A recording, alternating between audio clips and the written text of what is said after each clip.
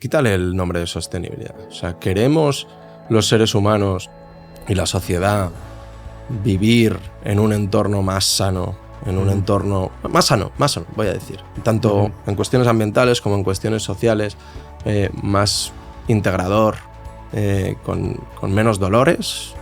Sí. Entonces, ¿qué pasa? Que le hemos llamado sostenibilidad, que lo hemos politizado, que hemos hecho evidentemente cosas que no están bien hechas, porque nos hemos equivocado, porque es el inicio, no tenemos ni idea. Pero eso no significa que esto no tenga que estar o vaya a estar en la base de nuestra evolución. Hoy nos vamos al mundo de la sostenibilidad con Ignacio Barrientos, que es el fundador de una startup llamada Do Good, que básicamente ayuda a las empresas a que cojan sus planes de sostenibilidad, los lleven a acciones concretas, pero sobre todo a involucrar mediante una aplicación móvil a los empleados en todas estas actividades, para que se sientan más motivados y para que la empresa pueda tener impacto. Ignacio es un emprendedor algo más joven de los que hemos ido trayendo últimamente, pero no por ello menos reflexivo, así que resulta una entrevista muy interesante. También, y como no podía ser de otra manera, yo le cuestiono y hasta de cierta manera lo ataco un poco con qué hay de realidad en todo este mundo de la sostenibilidad. Entonces, si tienes dudas con este mundo del ESG o si por el contrario crees en él, pues cualquiera sea tu posición, mire este podcast que hablamos de estas cosas. Bienvenidos a Outliers, un podcast con conversaciones de negocios con personas atípicas. Presentado por Joseph Gelman.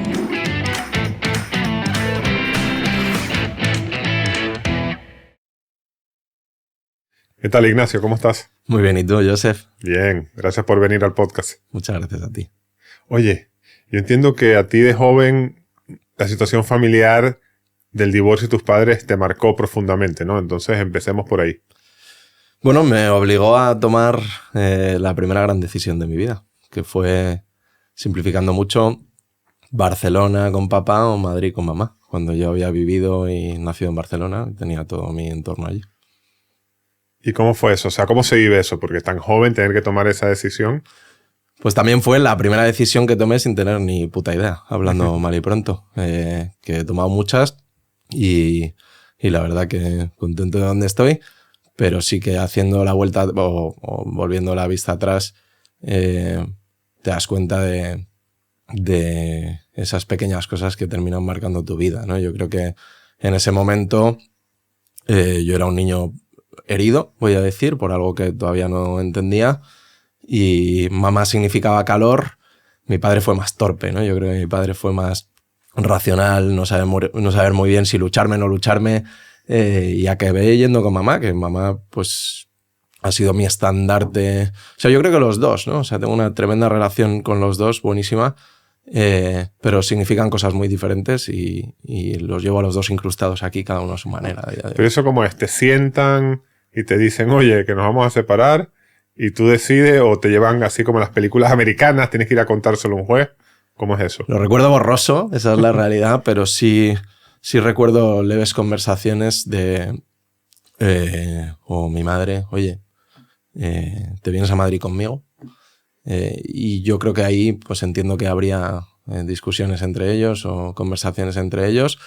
Mi padre, yo creo que había una ilusión que no sé hasta qué punto ellos se creían, que era que yo iba a estar con los dos a pesar de estar en Madrid, ¿no? Pero eso luego se vuelve prácticamente imposible, ¿no?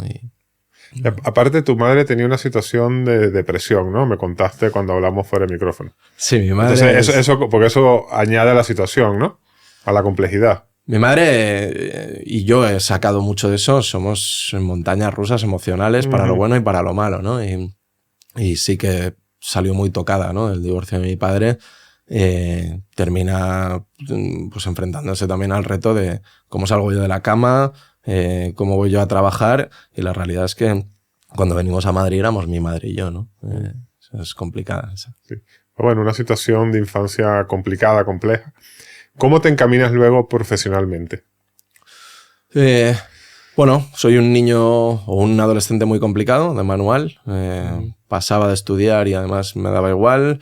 Me metía en líos, no grandes líos, porque creo que siempre he tenido los valores muy presentes, pero estaba un poco perdido, ¿no? Y hay un día donde más o menos 15, 16 años no llegábamos a fin de mes y tú tienes que no sé, te nace algo por dentro que es, oye, ¿vas a ir a la deriva o vas a hacer algo al respecto, ¿no? Y del día a la mañana paso de ser un problema a liderar aquello. Y decido un poco ponerme la mochila y tirar de ese núcleo familiar que éramos mi madre y yo, ponerme a trabajar, pues, sacar las mejores notas y bueno, ahí empiezo a hacer pinitos, termino trabajando en una empresa de exportación, pasé por Procter & Gamble, es decir, podía elegir, ¿no? Yo creo que es el resumen, paso de no tener a dónde ir a poder elegir qué quiero hacer y a convertirme en el director financiero de mi casa desde muy jovencito.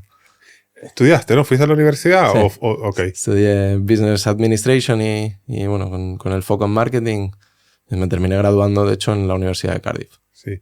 Oye, te fuiste a Alemania a trabajar. Muy curioso, ¿no? Que fuiste a Baten & Company y te comentaba que yo, mucho antes que tú, en el año 2003, fundamos Baten & Company en España, que se llamaba BDO Consulting, y estuvimos ahí 4 años y bueno, eso daría para un podcast contar cómo es aquello, ¿no? Pero llegaste a Alemania. ¿Por qué llegas a Alemania? Y también cómo era Alemania cuando llegaste y cómo encajaste en ese ambiente. Año 2010. Mi vida económica seguía dependiendo fundamentalmente de... Bueno, mi núcleo seguía siendo mi madre, las pasábamos canutas. Mi padre, la verdad, que profesionalmente ha sido una bestia y bueno, vivía en Estados Unidos en aquel punto y a mí se me abren 2 caminos. Había recuperado una fuerte relación con mi padre. Mi padre me dice, oye, ¿quieres venir a Miami? Haces aquí un máster y empiezas aquí carrera. Y la otra era, pues, mi vida, ¿no? Lo que yo veía con mis ojos, que era no llegamos a fin de mes. Con lo cual, nada, me salió ahí yo no me puedo permitir moralmente irme a Miami, tengo que tirar de esto. Y ahí pues tengo la suerte de que hablo alemán fluido y bueno, temas familiares y todo eso. Y Alemania iba como un tiro. Entonces yo quería aprender eso, ¿no? Yo quería ver por qué Alemania iba tan como un tiro. Entonces digo, voy a Alemania, que pagan mucho mejor. España estaba pasando crisis y situación complicada. Y eso hice. Y bueno, pues la verdad que con 21 años firmas tu primer salario de verdad, pues, creo que eran 35.000 euros o algo así. Y primer momento de paz financiera en mi vida, la verdad. Entonces... ¿El entorno laboral en Alemania es tan bueno como dicen? O sea, yo tengo mi visión, ¿no? Yo he trabajado en Alemania, pero para una persona en ese momento de 20 y pocos años, firmas un contrato de 35.000 euros, que está bien. ¿Esto era en Berlín o en Düsseldorf? El contrato ya era Berlín. En Berlín, bueno, que Berlín que en ese momento no era tan cara, o sea, te daba para vivir. Pero entonces, aquello es como mucho más, todo es profesional, todo es perfecto, o sea, todo ahí como nos los pintan en los artículos de periódico económico español, cuando quieren hablar de lo bueno que son los alemanes, lo bueno que son los escandinavos, y lo bueno que son los japoneses y lo mal que estamos en España. ¿Cuál es la realidad? Como todo, o sea, es una cultura diferente con sus cosas que te gustarán más y que encajarán más contigo y que encajarán menos. A mí realmente me significaba el final de mucho dolor para llegar a fin de mes. Ese era un poco el driver. Okay. Y bueno, encontrar algo que me permitiese desarrollarme, pero con esa paz, ¿no? O sea, yo recuerdo en Düsseldorf no cenar. Y lo digo de verdad. O sea, aunque parezca mentira, y eso que, joder, que tengo un entorno tal, pero a mí me da vergüenza pedir. Y sigo teniendo un problema con pedir. Sí, que siendo emprendedor es jodido ese, ¿eh? Pero eso era lo que yo perseguía. Me tengo que hacer responsable de esto, de esta situación y solventarla, duela lo que duela. Ya está. O sea, tú lo que veías era, oye, aquí tengo estabilidad, sí, tengo un buen trabajo, me pagan bien, y si me tratan mejor o peor, o el ambiente laboral, o hay o no hay mesa de ping-pong, me da igual. Ok, está claro. Oye, ¿cómo saltas de aquí al emprendimiento? Porque parecería que hubieses podido seguir haciendo carrera manteniendo esa estabilidad, ¿no? Entonces algo tiene que haber cambiado para que digas, bueno, ahora ya no voy a tener esta seguridad de tener un sueldo y me voy a lanzar a emprender. Pues con el paso del tiempo lo he entendido fácilmente, ¿no? O sea, primero tienes que cubrir tus necesidades básicas y una vez cubiertas te puedes permitir autorrealizarte, ¿no? Para mí firmar aquello en Alemania era cubrir las necesidades básicas y de ahí de repente se me despierta la ambición, el cerebro, las ganas.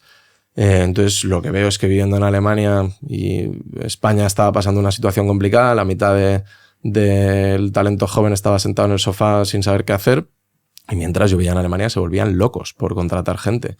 Entonces, particularmente veía muchas empresas de automoción que necesitaban ingenieros.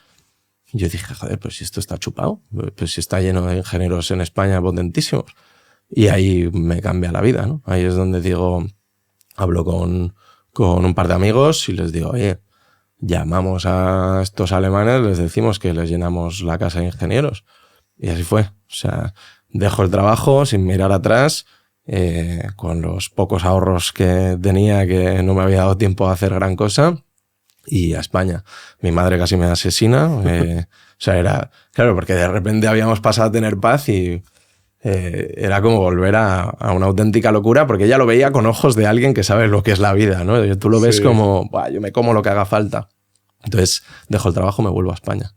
Pero entonces, aquí el tema era empresas alemanas. Entiendo que en este ámbito ingenieril necesita talento. En España tengo un montón de amigos que estudiaron de ingeniería, etcétera, etcétera, que no tienen trabajo, pues los conecto. Esa era la base. Ok. Pero ¿cómo hace un chaval de 20 y pico de años, 20 y poquitos, ¿no? Pues tienes 23. Que irte ahí a hablar, no sé si era con los Volkswagen o con los Tier 2 o los Tier 3, ¿sabes? Están todos con Tier en el índice automotor, ¿no? Pues son todos grandes, ¿sabes? Son todos, sí. O es un Gestamp, que comparado con Renault es una cosa pequeñita, pero es una mega empresa, ¿no? Entonces, ¿cómo haces para que te escuchen? O sea, ¿cómo consigues clientes? Pues yo me imagino, tú vas a estas compañías y dicen, bueno, pues tú eres un españolito que habla el alemán con algo de acento y ¿por qué voy a confiar en ti? ¿Cómo fue ese proceso de captar clientes? Pues como todas las grandes cosas empiezan con un poquito de ingenuidad, te diría. O sea, volvemos a España y yo me encargo de traer clientes. Y hacía listas y listas de empresas y les decía, oye, he visto que estáis buscando no sé qué, yo os lo traigo. Claro, no tenía ni idea ni de headhunting, ni de selección, ni de empresas de selección, ni de consultoría. Yo tiraba de lógica. Entonces, el tío tenía una vacante. Si yo le traía gente para su vacante, ¿por qué me iba a decir que no? Entonces, trabajábamos más que nadie y hablábamos con todas esas empresas y conseguíamos que dijesen, quiero conocer a esta persona. Así empezamos, Y la verdad que pusimos 12.000 euros juntos con este par de amigos y nunca más necesitamos dinero. O sea, tú veías no sé, me meto, targeteo estas empresas, veo todo lo que están publicando y les escribo y les digo, oye, para esta posición yo te tengo un español que mañana se va para allá. Y fue bestia porque no teníamos dinero para publicar vacantes, claro. Era todo a mano. O sea, y el ecosistema de buscar trabajo en el extranjero era otra cosa. O sea, el extranjero estaba lejísimos todavía, aunque parezca mentira. Entonces, era un punto diferente, ¿no? Pero bueno, Be International, abríamos una puerta que no tenía un vehículo para la gente para salir. Y, joder, nos sacaron en televisión española, se nos cayó la web a los 3 segundos. Pero aquello pitaba. Sí. Aparte que era el tipo de empresa que en ese momento tenía salseo, ¿no? Jóvenes españoles buscándose el futuro en Alemania. Tenía más salseo en España que fuera, ¿eh? Claro, pero sí. Te ayudaba para el supply. Ok. Oye, ¿cómo fue? Cuéntame los primeros años. ¿Facturabas, no facturabas? Pasamos muy duro, pero la realidad que el primer año hicimos 40.000 euros. Segundo 150, tercero 450, que es el año de mi vida que más dinero he visto, o sea, más margen he visto en una cuenta de resultados. O sea, el tercer año haces 450, que realmente me imagino que este negocio lo llevabais. ¿Cuántos socios erais? 3. Entre los 3 hacéis todo. Yo me ocupo de buscar las empresas, tú te ocupas de filtrar a los candidatos, tú te ocupas de las páginas web. Ok.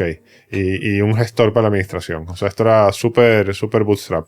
Ni gestor, o sea, teníamos dos becarias y otro becario y la verdad que así funcionábamos y fue la bomba. O sea, yo siempre digo que ha sido mi patio de juegos y pido perdón a todas las cagadas que he hecho porque hice muchísimas, pero aquello sigue funcionando, que es la bomba. Todavía existe. Ok, te paraste ahí en el año 3. sea, me imagino que algo pasó después del año 3. Cuéntanos.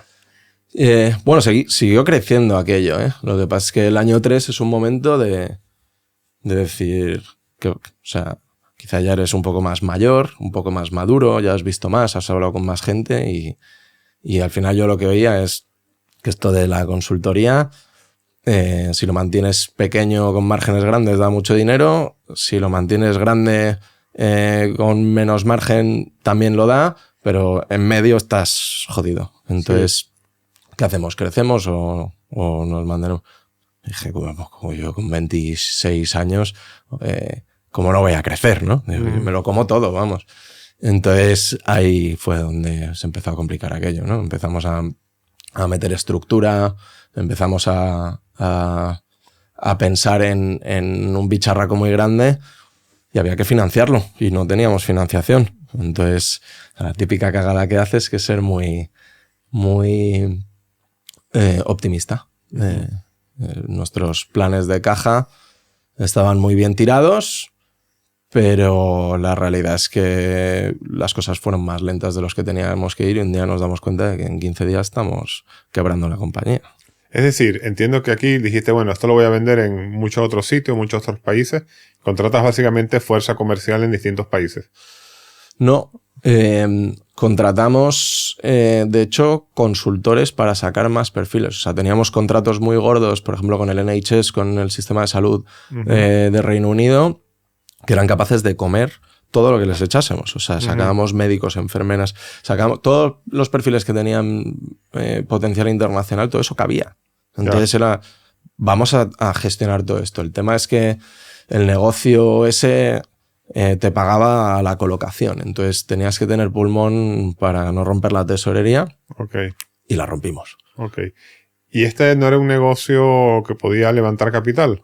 ¿Era por la idiosincrasia del negocio no levanta capital o era porque todo ese mundo ni sabías que existía? Que no era ni un apartado en mi cabeza.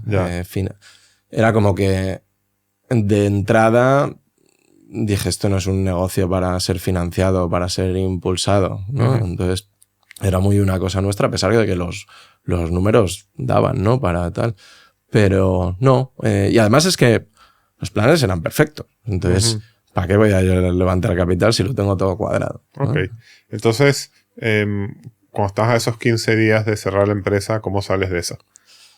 Fue muy dura. Fue la primera dura de verdad, porque levantar el negocio era muy duro. Trabajábamos mucho, tenías mucha presión, eras un niño en un mundo de adultos, o sea, era complicado. Pero ahí venía la fea, ¿no? Que era, o sea, ahora o meto capital o tengo que reestructurar esto, porque si no me atropella.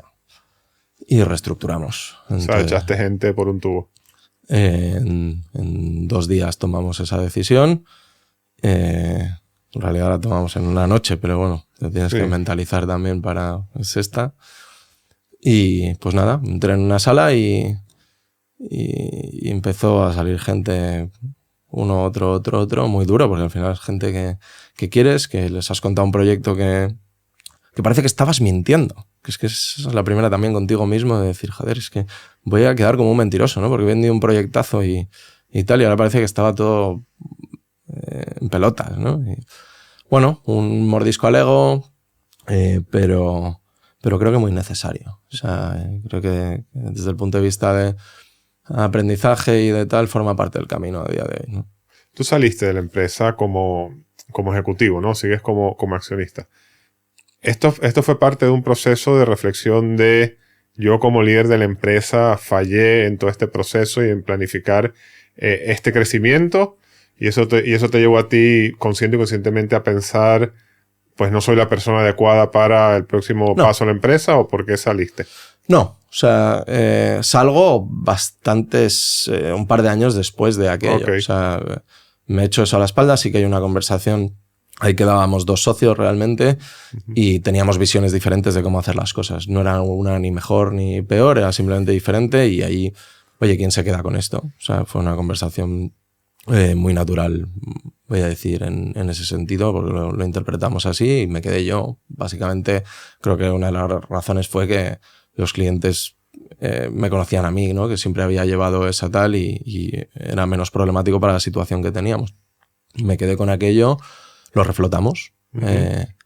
Y creo que no hay una vinculación entre mi salida operativa y aquello. Al revés, yo cuando te has visto en ese circo y has decidido apostar por ello y sacarlo adelante y lo consigues, ganas confianza en ti, no la pierdes. Ok.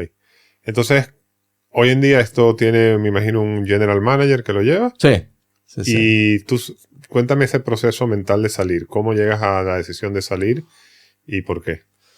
Bueno, hay varios factores. Uno es, me aburro o siento que no tengo esa chispa ya y era muy joven para no tener esa chispa, a pesar de que eso daba dinero y vivía bien. Y hay otro que es, no tengo esa chispa y además tengo sueños. O sea, primera vez en mi vida soy un afortunado que puede elegir de verdad, ¿no? No es una posición de tal, sino realmente qué quiero hacer porque ya sé que puedo hacer lo que me dé la gana y lo que me dé la gana no es trabajar, elegir empresa, ya es ponerme mañana a hacer abanicos artesanos. Uh-huh. Podría ser una opción, ¿no? No hay puertas cerradas. Y luego haber visto mucho mundo y haber visto que estás en un negocio que voy a decir que tiene un techo, ¿no? Que el tipo de crecimiento pues al final es muy ABC y eres joven para quedarte ahí. Entonces pienso que quiero otra cosa y que no soy ya la persona. Esto es como un sentimiento o quizá la primera parte de una reflexión, ¿no? Que es yo ahora puedo hacer lo que quiera. Pero la segunda parte de la reflexión es ¿qué es eso? ¿Qué es lo que yo quiera? Que me va a hacer feliz o me va a dar propósito. Entonces esta segunda parte, ¿hacia dónde llegas en esta reflexión?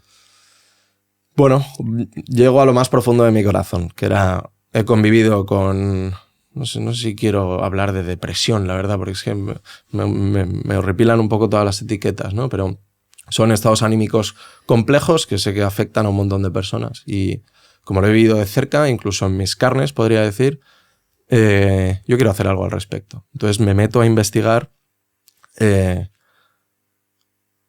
cuáles son las tendencias de la depresión de la sociedad y me doy cuenta de que consumimos 3 veces más antidepresivos que hace 20 años, ¿no? Y ahí digo, joder, aquí tenemos un gran melonazo. Entonces intento entenderlo, intento estructurarlo y me doy cuenta de que al final hay un gap, ¿no? Entre cómo articulamos nuestras vidas y lo que realmente nos llena como seres humanos. Hay una gran brecha generalizando, entre cómo vivimos y lo que realmente un ser humano le hace sentir bien. Y eso es lo que digo, yo quiero cerrar este gap. Ok. Pero esto sigue siendo una idea, Vaga.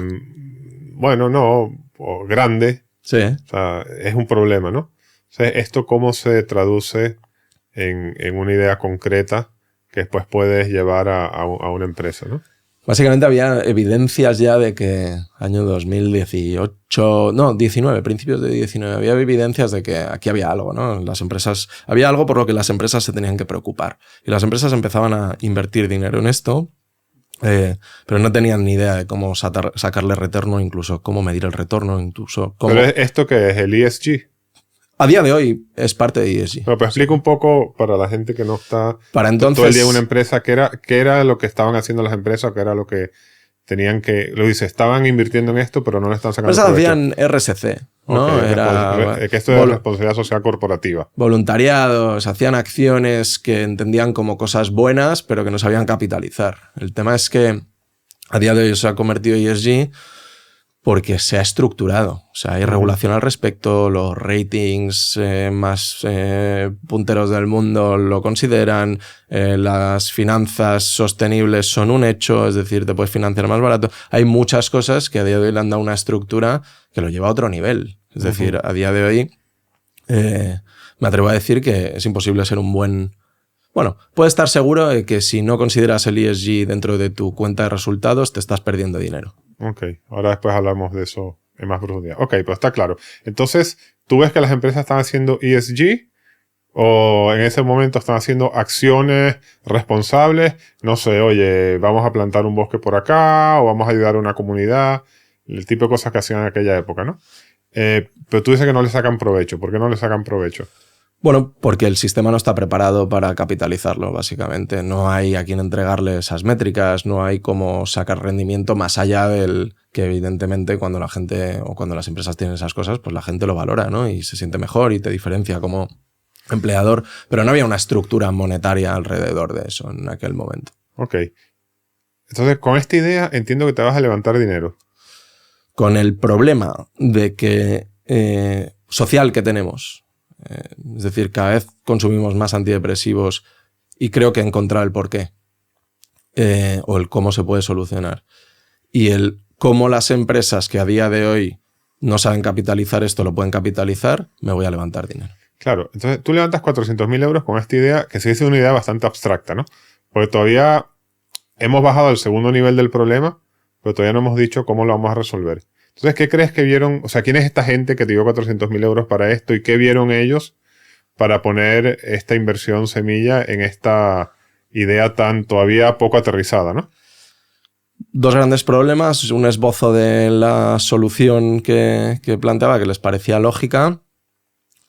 Y creo que la clave fue, confiaban en mí porque desde joven había levantado una compañía y me habían visto, bueno, les parecía respetable, supongo. Ok. Y creo que me veían convencido. Es decir, ellos me respetaban y además me veían convencido de que podía sacar esto adelante, ¿no? Creo que esas fueron las claves. Pero realmente yo no me voy a pedir dinero. Yo primero me voy a gente que respeto a pedir la opinión y a ver qué veían, ¿no? Entonces, el problema es que el segundo me dice que me da dinero. Okay. Y el tercero también. Y cuando se lo cuento al cuarto me dice que él también. Entonces ahí de repente dices, pues esto está todavía verde, pero aquí hay. Vale. Ok, entonces con estos 400.000 euros me imagino que ya es que te vienes a hacer el producto. Pues cuéntanos el producto que ofrece tu compañía, se llama Do Good. ¿Cuál es este producto que ofreces? Nosotros, un poco lo que encuentro ahí es... tenemos una crisis de sentido.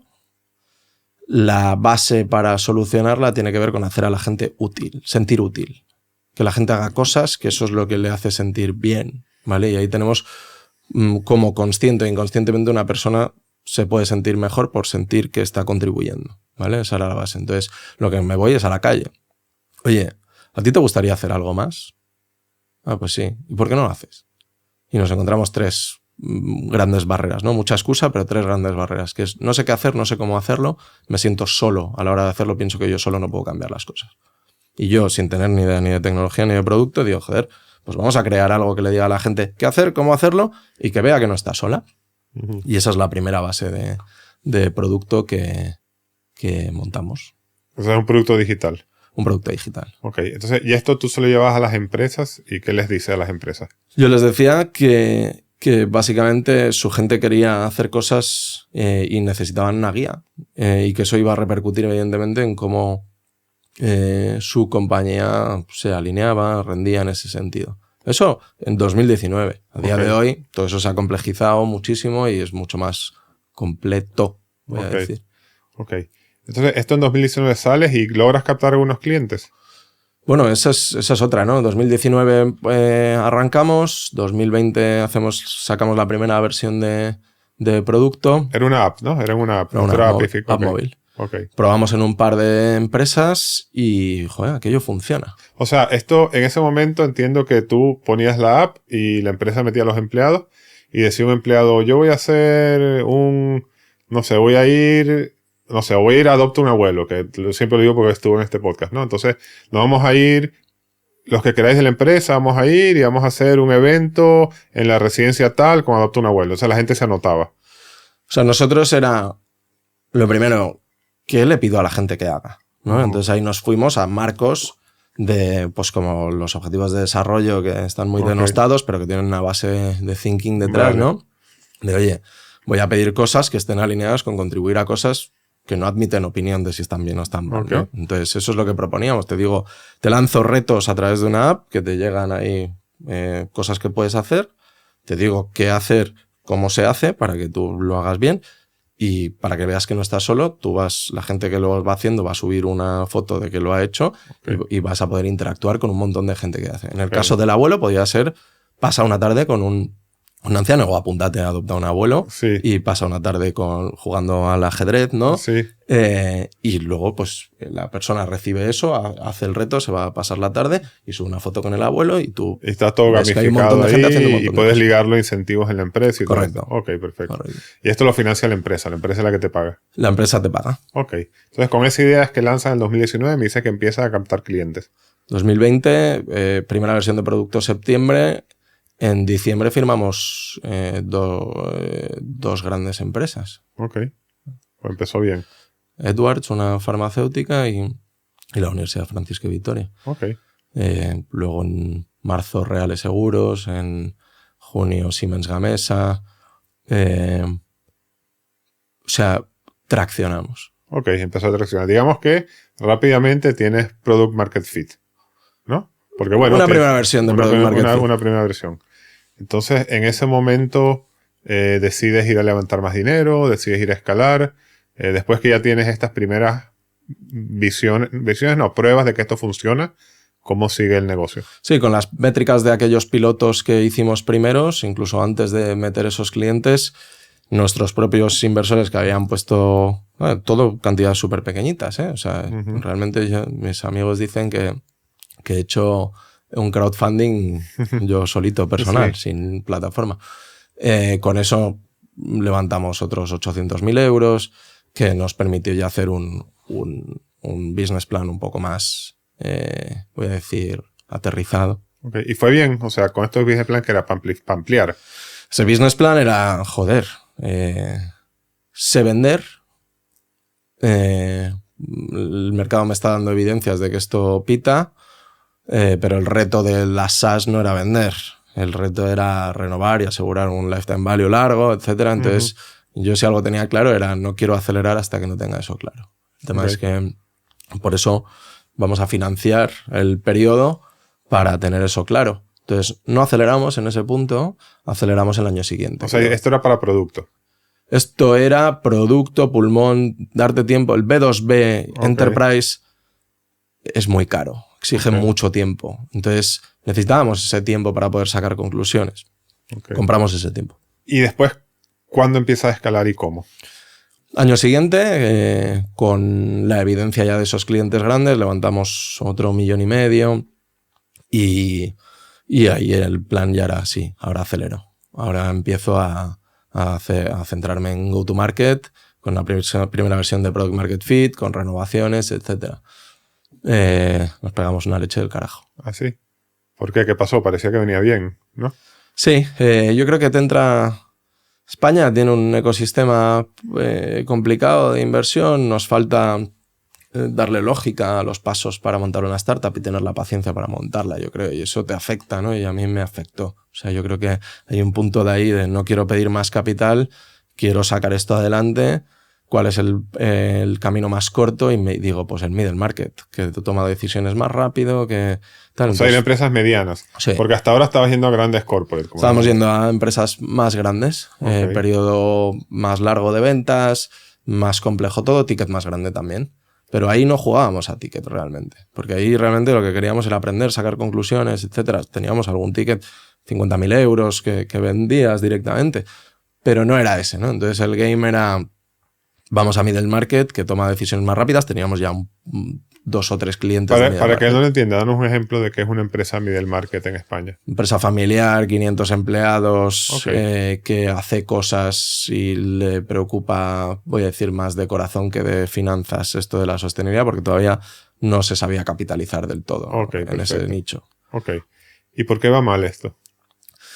Bueno, va aparentemente muy bien, un pipeline brutal, todo nuestro buyer persona convencido, pero claro, es un tema transversal que va a tocar a todos los empleados, entonces eso va a comité, sí o sí. Y a final de año el 80% del pipeline que estaba en comité se va al carajo. Se cae. Entonces eso no pagaba la fiesta. O sea que metiste comerciales, bueno, la inversión en producto podías utilizarla también para los corporates, pero sobre todo la parte comercial, me imagino, que invertiste ahí mucho.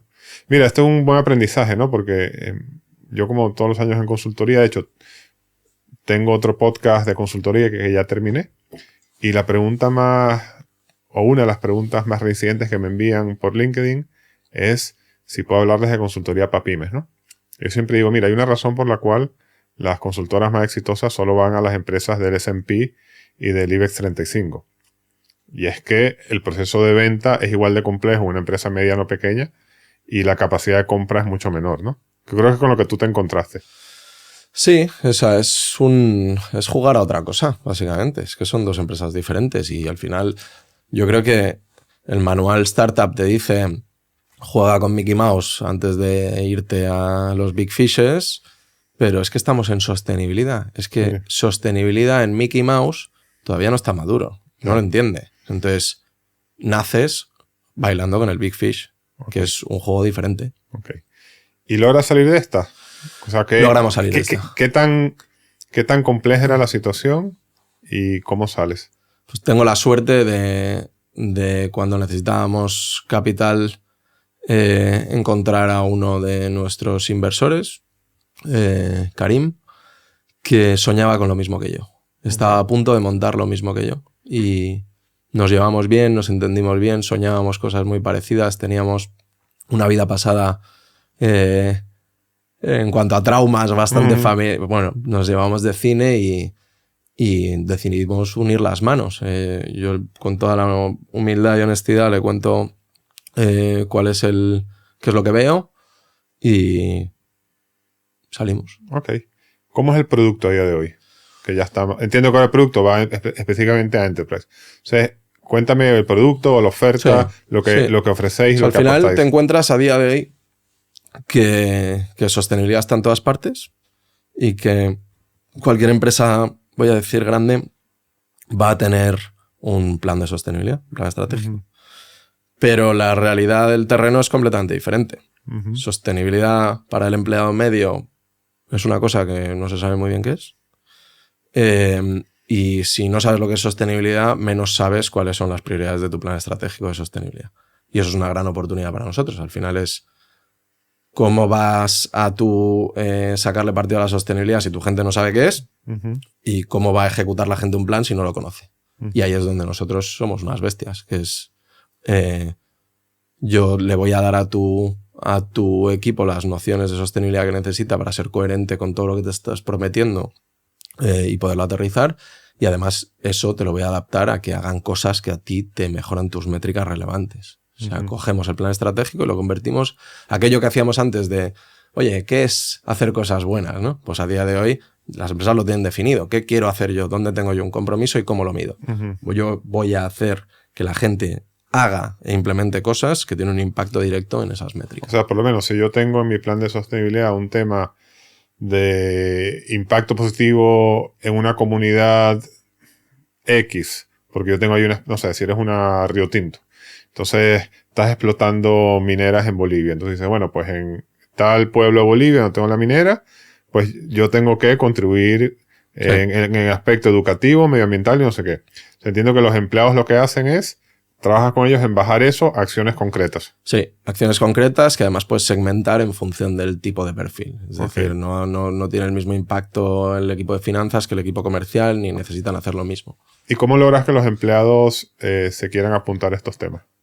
Bueno, ahí está el equipo de Customer Success. Yo creo que hay una parte que es tocar cada uno de los motivadores humanos ahí. O sea, tienes que tocar al que se mueve por propósito, le tendrás que contar el porqué de esto, al que se mueve por dinero, le tendrás que poner un bonus, al que se mueve porque quiere estar en todos los fregados, le tendrás que hacer ver que si no está en este fregado se está perdiendo algo. O sea, ahí es donde trabajamos mucho desde la ciencia de producto, por así decirlo, y en aprender el contexto empresarial, en aprender las dinámicas de cada empresa, etcétera.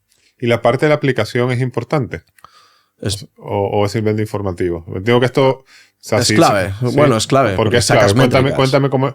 No, o sea, esto se hace porque vas y haces workshops y llamas a la gente en las compañías, o esto está con una aplicación donde está todo y la gente se inscribe. O sea, ¿eso es relevante o es simplemente un instrumento? La parte tecnológica. La parte tecnológica es la base de todo. O sea, yo creo que son tres grandes cosas. Cómo logras que la gente aprenda lo que tiene que hacer y haga lo que tiene que hacer. Pero claro, ahí te vas al tema corporativo. ¿Cómo un director de sostenibilidad llega a 90.000 empleados a nivel global ahorrando costes sin tenerte que ir a todos los países, etcétera? Tecnología. Y luego uno de los grandes dolores de los directores de sostenibilidad de las compañías, que es cómo extraigo el dato de todo esto, ¿no? Okay. Entonces eso, la tecnología te permite automatizarlo, te permite sacar los reportes de qué ha hecho quién, qué impacto ha tenido, cómo cuento esto a mis ratings, a mis inversores en el informe de sostenibilidad, cómo lo capitalizo después, ¿no? Y todo eso es lo que automatizamos. Ok, vale. Oye, vamos a parar un segundo, vamos a hablar del tema de sostenibilidad. Mira, ayer estaba viendo la serie Industry, ¿la conoces? No. Una bestialidad, es una serie de HBO que básicamente es como un grupo de chicos que terminan la universidad y llegan a una compañía que se llama Peerpoint, pero vamos, eso es un Goldman Sachs, pero a lo bestia, ¿no? Entonces, ahora está en la tercera temporada y hay unos que tienen un fondo sostenible, ¿no? Y literalmente todo el capítulo es una discusión sobre si la inversión sostenible es un fad, como dicen ellos, o sea, algo que está puro humo y que va a pasar, ¿no?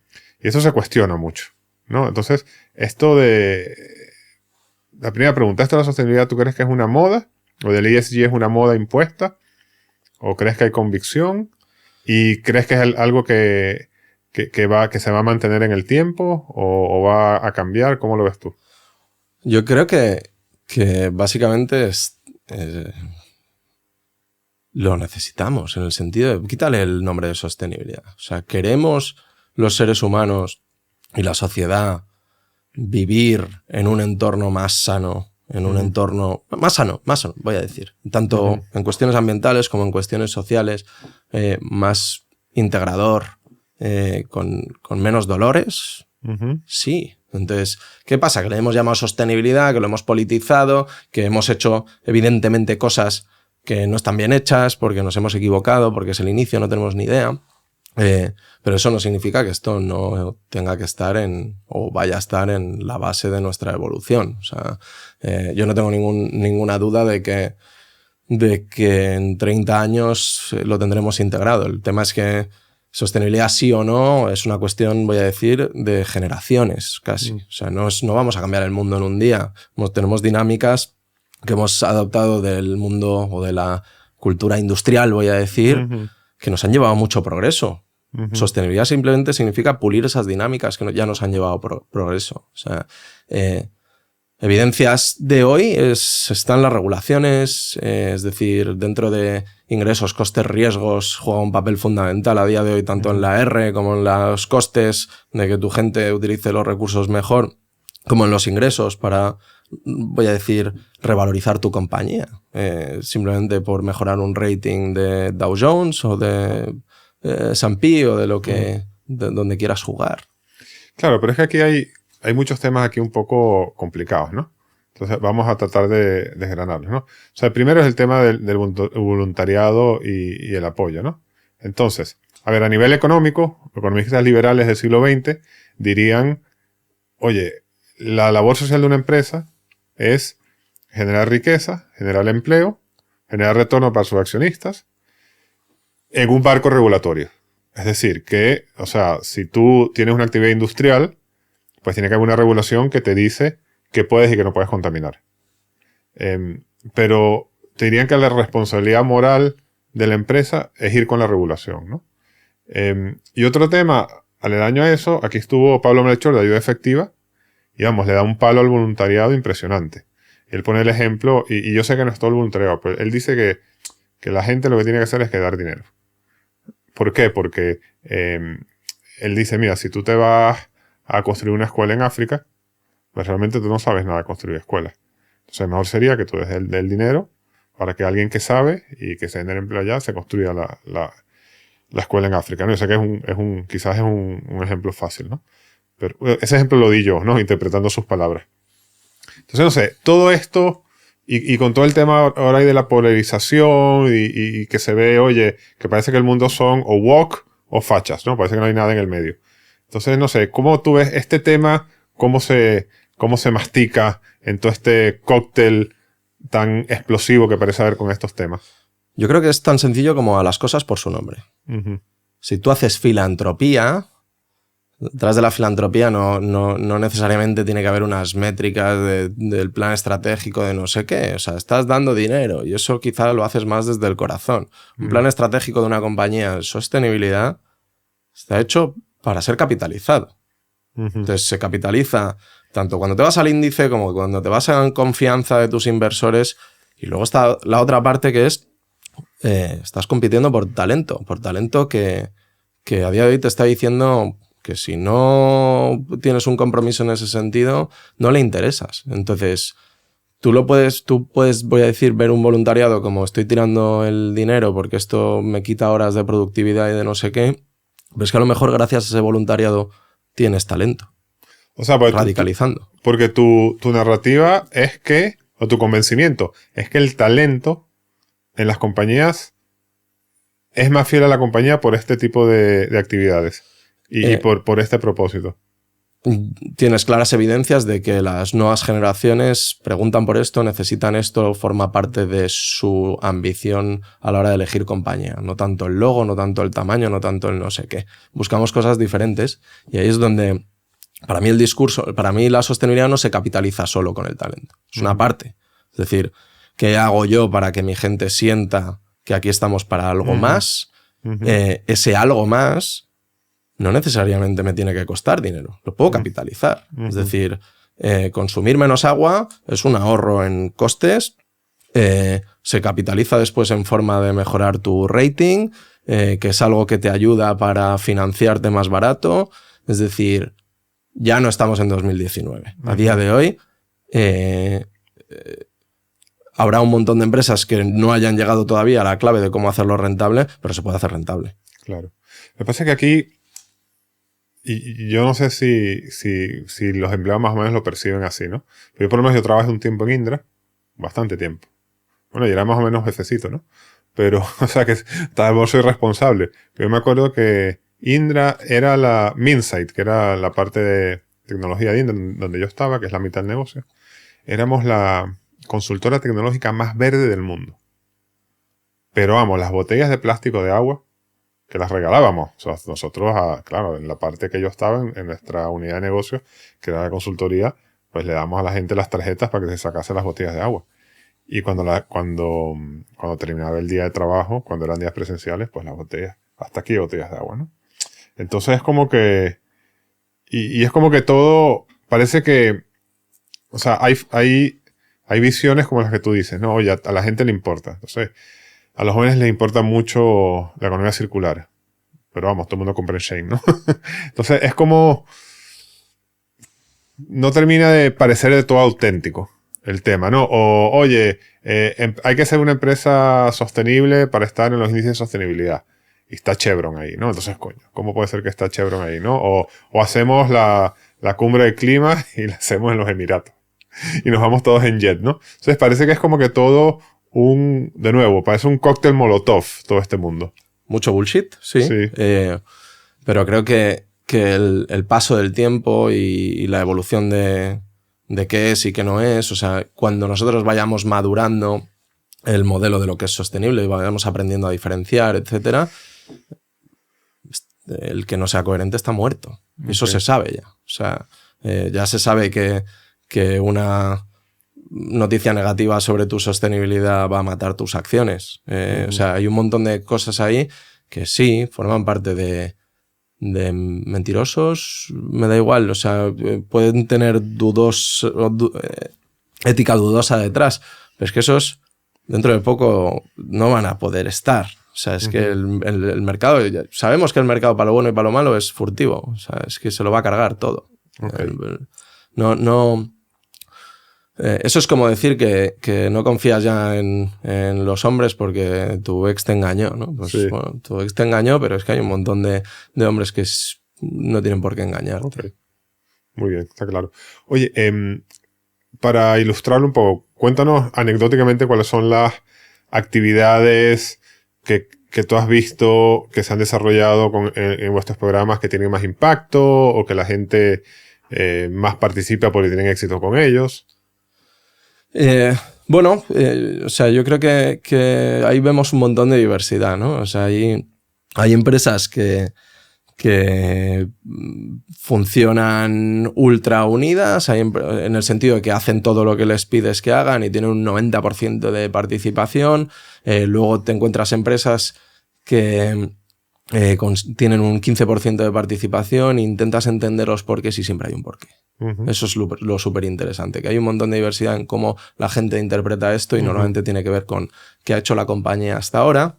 Si me ha prometido que somos no sé qué y luego no lo somos tanto, se va a ver reflejado ahí. O sea, al final el tiempo te escupe la verdad y en esto también. Entonces, bueno, yo creo que tenemos clientes como Fluidra, por ejemplo, que llevan 4 años utilizando nuestra herramienta, que son un tremendo orgullo, porque cuidan muchísimo la coherencia y eso se ve en el cada día, ¿no? De sus métricas, de lo que hacen, de cómo hablan del tema.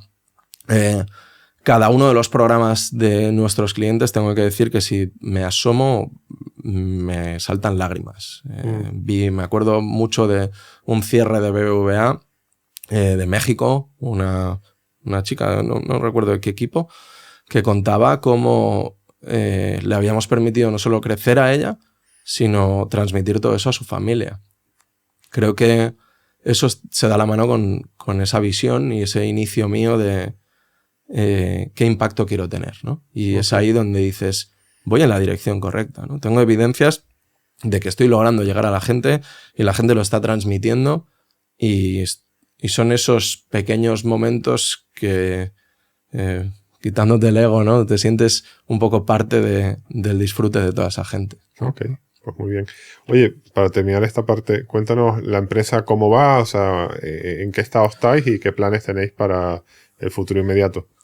Pues nos mantuvimos durante los últimos años más o menos en 300 de ARR y ahora que es cuando ya hemos hecho ese salto, voy a decir, el segundo intento de go-to-market, pues vamos camino del 1.2 millones de revenue, que ya es un crecimiento fuerte. Hemos levantado capital hace poco, estamos con la expansión internacional y te das cuenta de que el ecosistema de la sostenibilidad ha madurado muchísimo y eso te permite tener una propuesta de valor mucho más contundente, que a día de hoy para nosotros es cómo yo empodero a tus empleados para que implementen tus estrategias que realmente transformen tu compañía y la hagan también más rentable, ¿no? Ese es un poco el discurso que tenemos y es una pasada, ¿no? Es una pasada ver cómo en 5 años esto ha corrido tanto, te ha dibujado un camino tan bonito y te ha puesto muchos vientos de cola, ¿no? Que ha sido muy duro hasta ahora y va a seguir siéndolo, ¿eh? Pero sí, todavía te falta. Sí, mucho.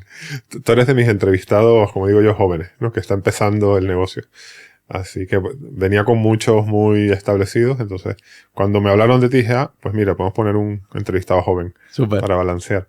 Oye, antes de dejarte, unas preguntas más personales. Entonces, la primera, tú, como contaste al principio, tienes una herencia familiar que a veces dicen que es genética, ¿no?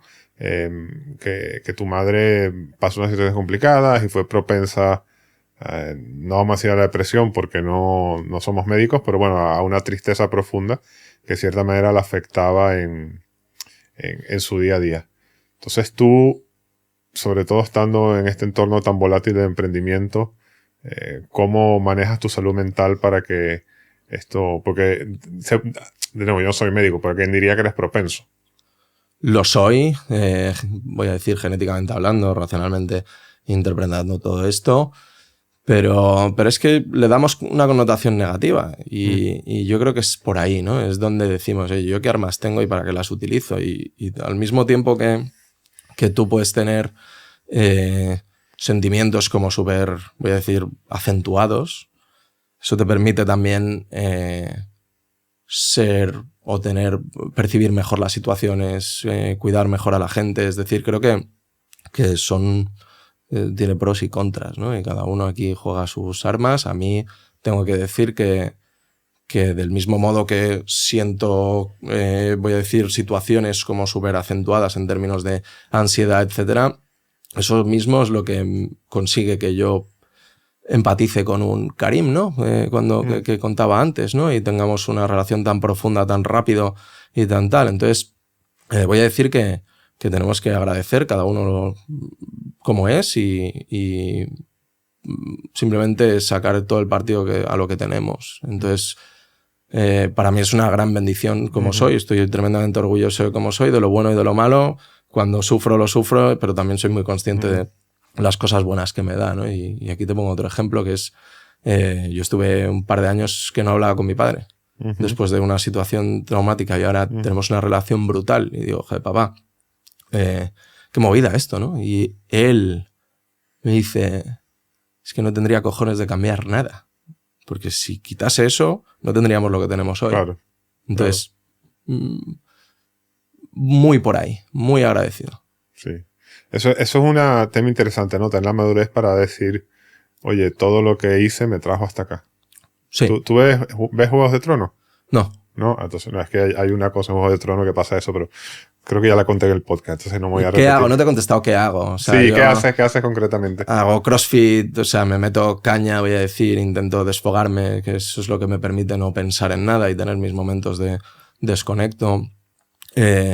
Leo mucho filosofía, me encantan los estoicos, o sea, de hace tiempo, ¿no? O sea, y creo que eso te ayuda mucho. Al final sientes cosas que han sentido gente desde hace miles de años, o sea, no es algo nuevo, y creo que buscas herramientas para interpretarlo bien. Tengo un coach, o sea, creo que es trabajarse. Pero lo trabajas concienzudamente y sistemáticamente. No tanto. No tanto. O sea, es que me lo pide el cuerpo, es que es una curiosidad que llevo dentro. Entonces, igual que me pica preguntarle a un cliente que no sé qué, y eso me ayuda para vender más, me pica a mí entenderme a mí mismo. El otro día tenía un vértigo que me moría en una montaña. Cuando me bajo de ahí, yo quiero entender esa mierda de dónde viene. Entonces busco el porqué, y el entenderlo te hace crecer, y te hace mejorar, y te hace la próxima vez que estás en esa misma situación. Entonces, y luego mucha naturalidad. O sea, estás nervioso. O sea, que bueno, que es fácil decirlo, que yo paso mis tragos también, pero a mí me ha servido mucho ser muy tal cual. Creo que el mundo necesita gente tal cual. Está claro. Una más personal. Tú has tenido una carrera de emprendimiento complicada, ¿no? No sé si complicada, pero movidita, ¿no? O sea, aquí nos has contado altos, bajos. Y de hecho, un poco como que 2 veces has tratado de como que dar un salto de expansión importante, y las 2 veces ha sido complejo, ¿no? Entonces, digamos que tú has estado emprendiendo y todavía no has llegado al éxito definitivo, ¿no? Ahora parece que estás en la buena dirección con Do Good. ¿Tú piensas en eso? O sea, tú dices, oye, a lo mejor me hubiese quedado en Alemania trabajando en consultoría de branding, que es lo que tú trabajabas, o en la empresa automotor, y ahora ya sería un ejecutivo tranquilo. No. ¿O estás contento de haber cogido el camino del emprendedor? Muy contento, muy orgulloso, y yo creo que es que eso no lo eliges, te arde dentro, ¿no? Entonces, lo primero, el éxito es relativo, ¿no? O sea, el mundo la sociedad puede llamar a éxito a hacer un éxito, a hacer un por no sé cuántos. Mi viaje de International para mí es un gran orgullo y un gran éxito. O sea, un niño de 23 años que monta una empresa y que 12 años después sigue funcionando, ha sido rentable siempre, ha empleado personas desde siempre. Y no solo eso, que es que yo he hecho un éxito, entre comillas. Es decir, he hecho todo el viaje. He montado una empresa, lo he pasado de culo, lo he disfrutado, he crecido, he aprendido. Ha sido una escuela para mí, y además lo he podido delegar. Un director general que sigue sacando rendimiento de esa compañía para toda la gente que está ahí, para mí como dueño, inversor.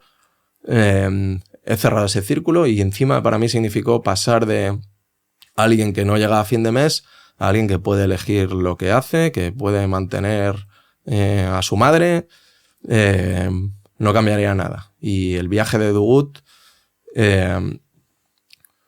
es un melón abierto que tiene una pinta preciosa, ¿no? Que parece maduro. Muchas veces mi educación conmigo mismo es disfrutar el camino. Es decir, yo creo que el éxito tiene muchas variables que no puedes, o el éxito, ¿no? Tiene muchas variables que tú no puedes controlar, que no dependen de ti. Con lo cual, yo me he educado mucho en disfrutar un poco el día a día, en una dirección que te llena. Muy bien. Eso es para mí un poco el por qué sigo, por qué me sigue satisfaciendo y por qué pienso que soy una persona de éxito. Muy bien. Y sano encima. Muy bien. Oye, Ignacio, muchísimas gracias por venir al podcast.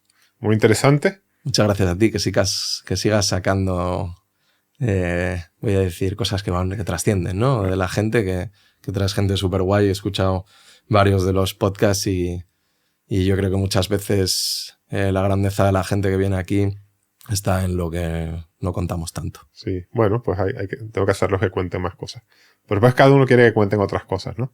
Tuve un episodio que publiqué la semana pasada y me dice alguien, que no le preguntaste por los números. Entonces, claro, cada quien quiere otra cosa. Pero bueno, muchas gracias. Oye, tenía una pregunta sobre el éxito para terminar, pero es que ya me la has respondido. ¿Qué quieres dejarnos para cerrar? Te dejo una reflexión abierta. Yo creo que es importante la del éxito, ¿eh? O sea, yo creo que el éxito es una cuestión muy personal, una definición muy personal que no puede obedecer a lo que nos dice la sociedad. Porque precisamente lo que nos dice la sociedad es lo que nos está llevando a esas tasas de consumo de antidepresivos. Para mí, yo me agarro mucho a las definiciones estoicas del éxito. Tiene que ver con ejercer tus virtudes, o sea, vivir en el día a día y cuando tienes la oportunidad de sacar tus virtudes, sacarlas. Y la ataraxia que dicen, ¿no? O sea, cómo eres capaz de vivir todo lo que puedas en ausencia de sufrimiento, sabiendo que hay cosas que no puedes controlar y que van a venir y entonces podrás ejercer tus virtudes, ¿no? Decían, no voy a decir quién porque no sé si era Epicteto, Séneca, yo creo. Pobre el que nunca tiene adversidad porque no puede practicar sus virtudes, ¿no? Entonces, creo que es muy sano, muy racional, muy sencillo.